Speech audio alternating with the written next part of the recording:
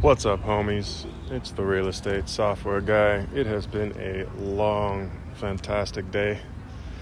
I was up at 6 a.m., far earlier than usual, to be honest. Networking by 7 a.m.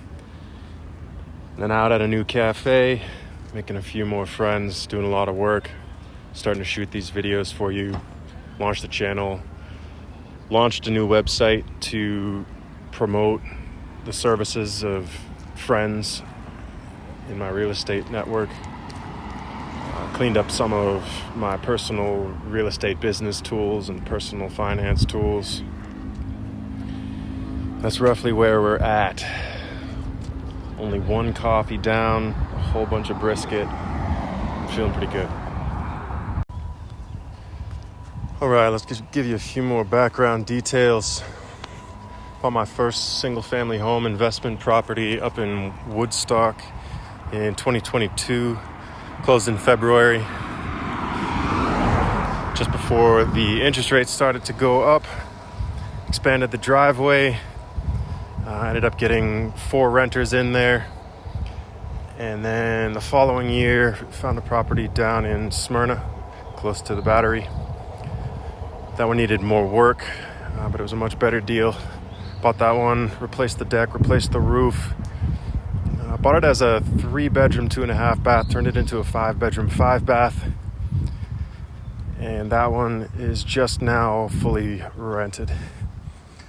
So currently 2 properties, 9 rooms. I could stretch the Woodstock to 1 more room, but this is our steady state right now. It works. Part of this process is about finding members of your team. I've got an agent that I trust. I've been through a few different contractors. I've got a great one now. I've been through some different handymen, so on and so forth. Usually I've found that the best folks, the best vendors that I can find come from recommendations from the other good people that I trust. So networking and finding and forming good relationships definitely pays dividends. Before I got started, I read a couple dozen books. Certainly heard lots of warnings about evictions and terrible tenants. To be honest, I haven't had any of that trouble so far. Now, granted, I'm in a state that is pretty balanced or supports good behavior and doesn't lean too far in favor of tenants or landlords legally. I also screen the tenants myself. I'm not using a third-party management service. I do background checks, credit checks, and I've mostly had no issues. I have asked someone to leave. That was a personal choice. I gave them more than 30 days notice. They would request an inch. I'd give them permission. They would take a mile. That happened repeatedly. And I believe they were disturbing the other housemates. Although everyone around here is so nice, I'm not sure they were comfortable talking about it. So, other than that, everything's been great. I've had about 25 tenants at this point. Most tenants come on month-to-month lease.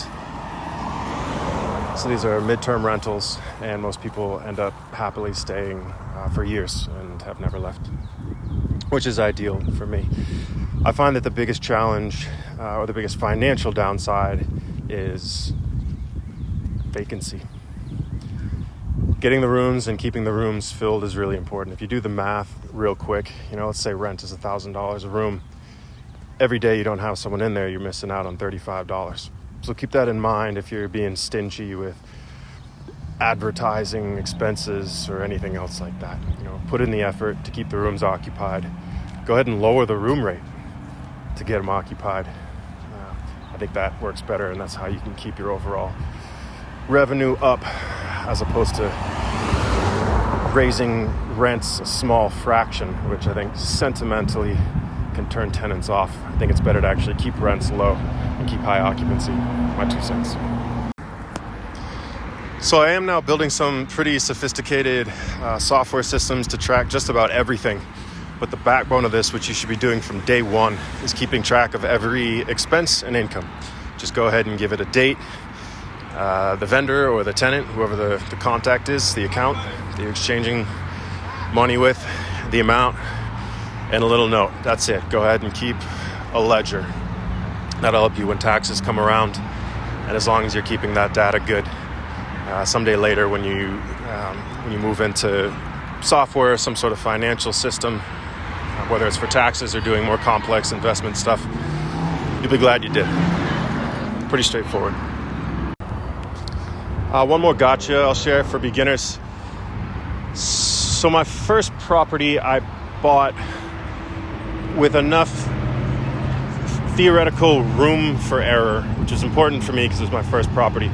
On the second property, I thought I had done the same, but I had still overestimated the actual rents that I could gain.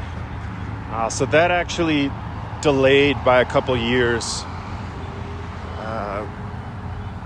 cash flowing on that property, and I had to get more creative and do some things, extra things like adding an extra room that I did not think I was going to have to. So check your local rents, check them twice, understand that what you see in the listings are not what you're going to get, and then do your best to find actuals data from people doing what you're doing. So local rents might look like they're $2,000 a room. That doesn't mean you're going to get 15 or even 1,000 for your rent by rooms. You really want to get actuals data. And I'll say that's why I'm quite excited at this point. Now that I have actuals data, I'm working on models and tools so I can analyze all of the listings in the region. Now that I've got factors to scale public data on the local rent rates for these listings. So anyways, I think that's it for now. This is your real estate software guy. Go ahead and hit that subscribe button. I'll talk to you again soon. Bye.